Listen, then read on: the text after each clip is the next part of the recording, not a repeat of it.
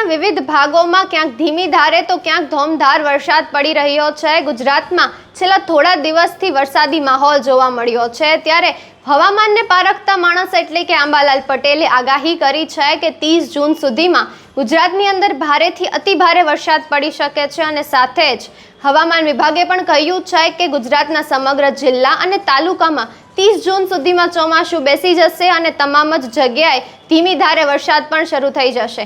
નમસ્કાર, ટકાટક મીડિયામાં હું આપની સાથે હેમાંગીબા।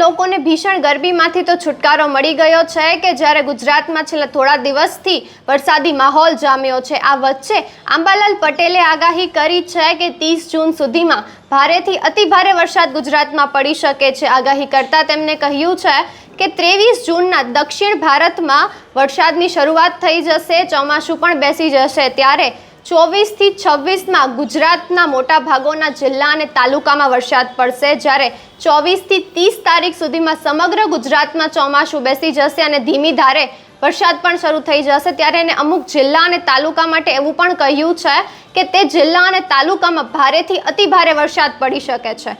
ત્યારે આજથી દક્ષિણ ગુજરાત અને સૌરાષ્ટ્રમાં પણ વરસાદની શરૂઆત થઈ ગઈ છે। ત્યારે હવામાન વિભાગે પણ તારીખો પ્રમાણે જિલ્લા અને તાલુકાના નામ આપ્યા છે કે જેમાં વરસાદની શક્યતાઓ વધારે છે। જ્યારે આજે 20 જૂનના પંચમહાલ, વડોદરા, છોટાઉદેપુર, નર્મદા, ભરૂચ, તાપી, ડાંગ, નવસારી, દમણ, દાદરનગર હવેલી, જૂનાગઢ, અમરેલી, ભાવનગર, કચ્છમાં વરસાદ વરસી શકે છે। ત્યારે આમાંથી 60% જગ્યા પર વરસાદ વરસી ગયો છે। ત્યારે 21ના અમદાવાદ, આણંદ, વડોદરા, સુરત, નવસારી, તાપી, દાદરનગર હવેલી, પોરબંદર, જૂનાગઢ તમામ જગ્યાએ વરસાદ વરસી શકે છે તેવી શક્યતાઓ છે।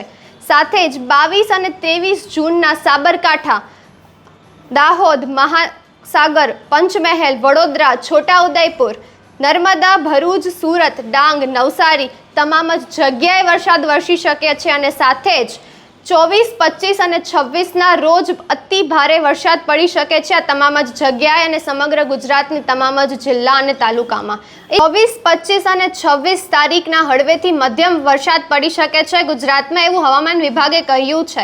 અને સાથે જ દક્ષિણ ગુજરાતમાં છેલ્લા થોડા દિવસથી ચોમાસું ચાલી રહ્યું છે, વરસાદી માહોલ જામ્યો છે। ત્યારે દક્ષિણ ગુજરાતમાં વલસાડ, સુરત, નવસારી, ભરૂચ, ડાંગ તથા વડોદરામાં વરસાદ વરસ્યો છે। ત્યારે સૌરાષ્ટ્રમાં સોમનાથ, અમરેલી, ભાવનગરમાં વરસાદ વરસ્યો છે, જેમાં સૌથી વધારે વલસાડ જિલ્લામાં 1.25 ઇંચ જેટલો વરસાદ, ત્યારે નર્મદા જિલ્લામાં 1.5 ઇંચ જેટલો વરસાદ વરસ્યો છે। જ્યારે ખેડૂતો વાવણી શરૂ કરી દીધી છે અને તમામ જ ખેડૂતો રાજી થઈ ગયા છે। જ્યારે જે લોકો ગરમીથી પરેશાન હતા તમામ જ લોકોને ઠંડકનો અહેસાસ થઈ રહ્યો છે।